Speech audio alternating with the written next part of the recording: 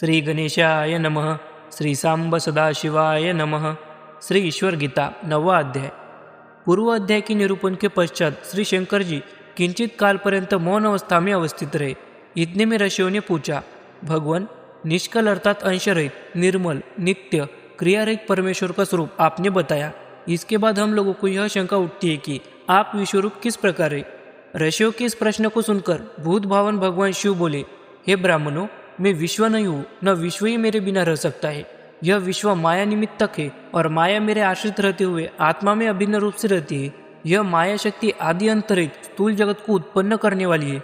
उसके निमित्त ही यह दृश्यमान जगत प्रपंच अव्यक्त से आविर्भूत होता है। अक्षर ज्योति स्वरूप अव्यक्त शक्ति तत्व को ही कारण कहा जाता है। आनंद स्वरूप हम पद का वाच्य मैं परब्रह्म ही सब कुछ हूँ, मुझसे अन्य और कोई नहीं है। इसलिए ब्रह्मवेत्ताओं ने मेरा स्वरूप विश्वरूप वाला निश्चित किया है।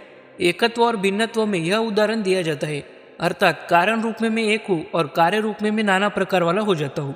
वायु के समान एक होता हुआ नाना प्रकार की वस्तुओं के साथ नाना रूप वाला प्रतीत हो रहा है। इसी प्रकार आत्मा भी एक होता हुआ नाना रूप वाला हो रहा है। हे ब्राह्मणों, मैं ही परब्रह्म परमात्मा सनातन हूँ। परमार्थ मैं किसी का कारण नहीं हूँ, न आत्मा में किसी प्रकार का दोष है। यदि स्वभावतः कोई दोष उसमें होगा तो उसकी निवृत्ति न होगी और आत्मा के शुद्धत्वादी धर्मों का भी व्याघात होगा। अनंत अव्यक्त शक्तियाँ निश्चल भाव वाली माया से स्थित है। धूतात्मक लोक में इन शक्तियों से अभिन्न स्थित नित्य अव्यक्त केवल परमात्मा प्रकाशित हो रहा है। एक माया से युक्त आदि अंतरहित अव्यक्त सनातन ब्रह्म अभिन्न होता हुआ भी भिन्न रूप से व्यवृत होता है। जैसे पुरुष का सामर्थ्य उससे भिन्न कहा जाता है, परंतु वास्तव में अभिन्न है, वैसे ही ब्रह्म भी है।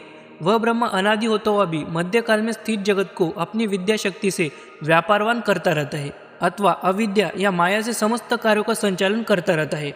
वह ब्रह्म परम अव्यक्त एवं प्रभा मंडल से सुशोभित है। घोर अक्षर परम ज्योति स्वरूप वाला है। उसे विद्वान विष्णु का परम पद कहते हैं। उस परम पद नामक परम स्थान में ही समस्त जगत ओतप्रोत हो रहा है। जैसे वस्त्रों में तंतु, तंतु से पृथक रूप में वस्त्र कोई वस्तु नहीं है, इसी प्रकार यह जगत भी ब्रह्म रूपात्मक है। उसे जानकर मनुष्य संसार बंधन से मुक्त हो जाता है। जहाँ पर वाणी न जाकर मन के साथ लौट आती है, ऐसे ब्रह्म के आनंद को जानता हुआ विद्वान किसी से भयभीत नहीं होता। तम से परे आदित्य वर्ण वाले महान आत्मा को मैं जानता हूँ, ऐसे आत्मा को जानकर पुरुष मुक्त हो जाता है और ब्रह्मीभूत विद्वान नित्यानंदी हो जाता है। इस तत्व से परे और कोई भी तत्व नहीं है। जो प्रकाशात्मक दिव्यलोक स्थित एवं ज्योतियों की ज्योति है, उसे ही आत्मरूप जानता हुआ विद्वान ब्रह्मभूत होता हुआ आत्मज्ञान वाला हो जाता है। यद्यपि मैं पूर्वोक्त लक्षण से लक्षित हूँ, तो भी प्रपंच का विनाशक गूढ़ स्वरूप वाला ब्रह्मानंद अमृत एवं विश्वदात्मक हूँ, ऐसा ब्रह्मनिष्ठ ब्राह्मणगण प्रतिपादन करते हैं। जहाँ पर जाकर जो पुनः संसार में नहीं लौटता है, परमाकाश तत्व एवं हिरण्यमय स्वरूप वाले दिवलोक में वह तेज स्वतः प्रकाशित हो रहा है। उसी विमल आकाश की तरह व्यापक परम तेज को धीर लोग विज्ञान के द्वारा जानते हैं। नाम रूपात्मक जगत से परे धीर लोग आत्मा में ही आत्मा की साक्षात अनुभूति कर उसे सर्वदा देखते रहते हैं। वह भगवान स्वयं प्रभाव वाला, परमेष्टि, महान, ब्रह्मनंदी, ईश आदि संज्ञाओं से कहा जाता है। एक ही देव सब भूतों में छिपा हुआ सर्वव्यापी और समस्त भूतों का अंतरात्मा है।